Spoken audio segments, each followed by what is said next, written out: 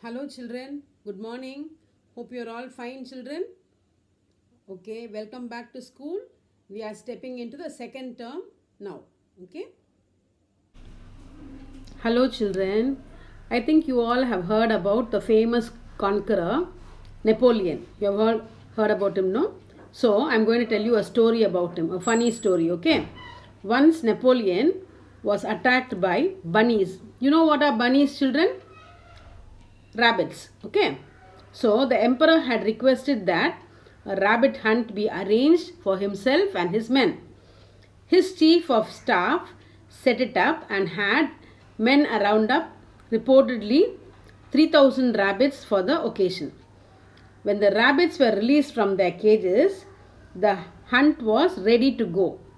At least that was the plan, that the emperor would hunt the rabbits. But what actually happened was the bunnies charged towards Napoleon and his men in a viscous and unstoppable onslaught. So what happened, children? The bunnies, they started attacking Napoleon and his men. But what are we taught in history? We are taught that Waterloo was the conqueror's greatest defeat. So actually, where was he defeated? He was already defeated by the rabbits. Isn't that really funny, children?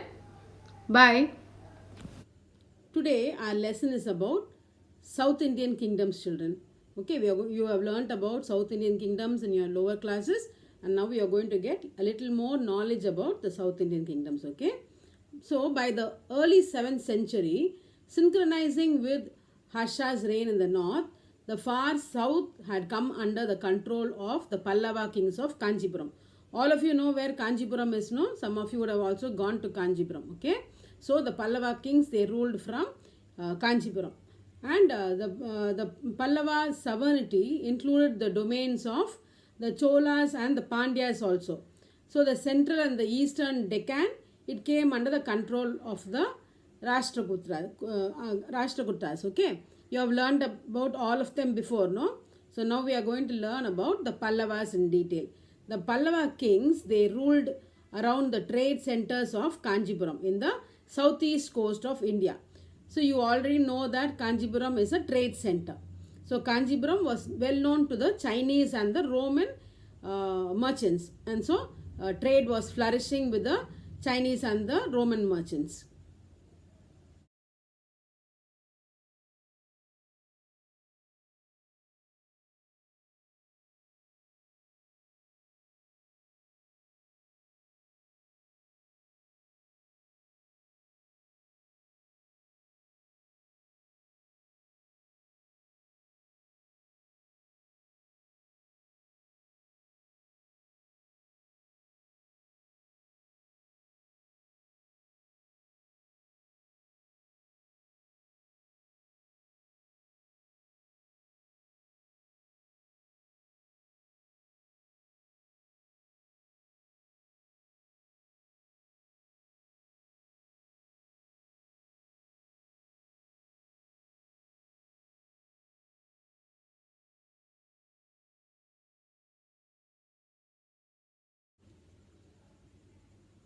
Now I am going to tell you about the Pallava contribution to literature. Okay, the Pallava period is also known as the is well known for its architectural splendor. Okay, you have already learnt about the Pallavas, and so you know. So the monoliths and temples of Mamallapuram are illustrious examples of the Pallava architecture. In 1984, Mamallapuram was added to the list of UNESCO World Heritage Site. Remember this, children?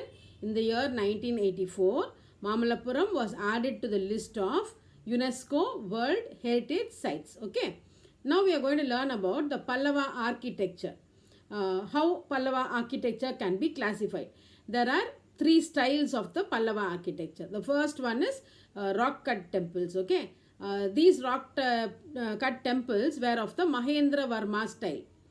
And the second one is monolithic radhas or sculptural mandabas, and they these radhas and sculptured mandabas, they were built according to the Mahendra Mamalan style. And then the third one is structural temple. The structural temples, they followed the Rajasimha style or the Nandi Varman style. Okay.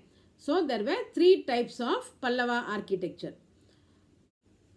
Now I am going to tell you about the Mahendra style of temples. Okay, the best examples of the Mahendra type of temples are the cave temples. Okay, the cave temples of Mandagapatti, and then Mahendravadi and Mamandur, Tiruchirappalli, then Vallam, Tirukkalikundram. You all know Tirukkalikundram, and Sivamangalam. All these temples were built according to the Mahendra style. Okay, and the next one is the Mamala style. All of you know what is the Mamala style.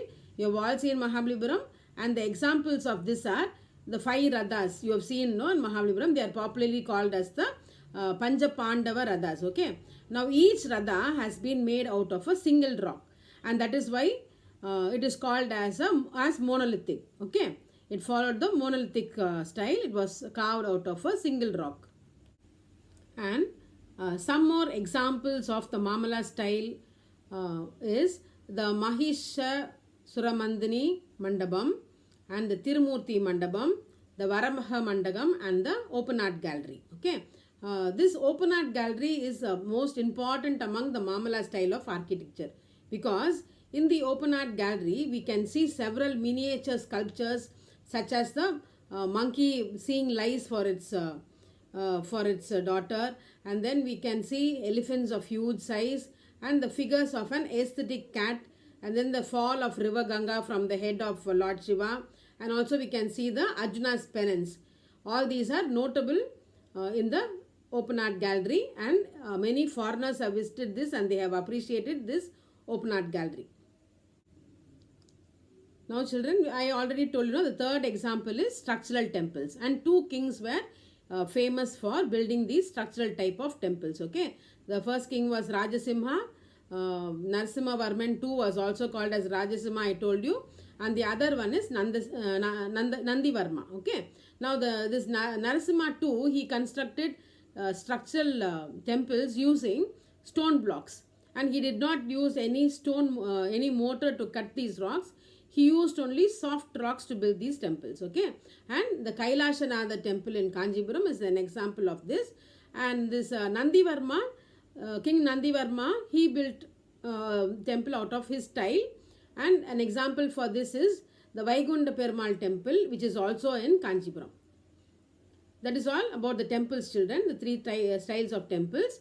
And then now we are going to learn about the society and culture of the Pallavas. Okay, the Pallavas, they supported Buddhism, Jainism, and also they had Vedic faith. All these 3 they followed, and then they were great patrons of music, painting, and literature. We have many inscriptions which tell us that they were interested in music, and we have seen many dance forms which tell us that they were interested in dancing also, and many paintings also prove that they were interested in painting. Next, now we are going to learn about the Chalukyas. Okay, the Chalukyas, they ruled the larger parts of the west and the center of South India. Okay, and now their contribution to art and architecture, they were supporters of Saivism and Vaishnavism. Okay, they had a new style of architecture which was called as the Visara style of architecture.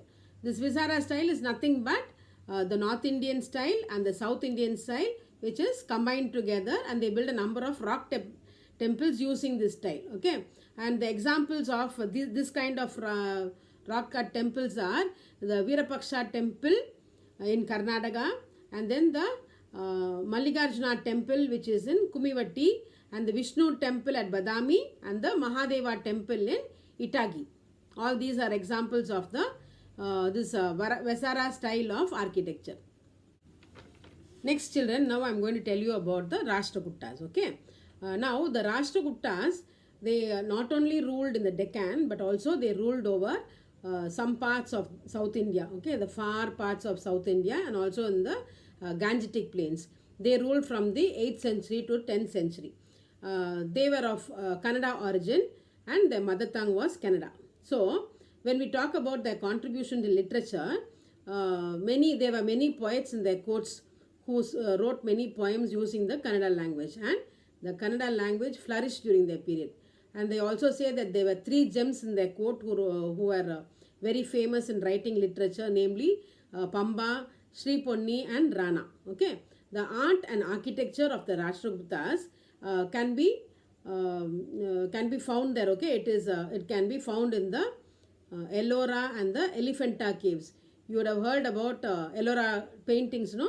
And you would also heard about the Elephanta caves. Now, Kailasanada temple was one of such temple carved out, which was built on the hill of Ellora.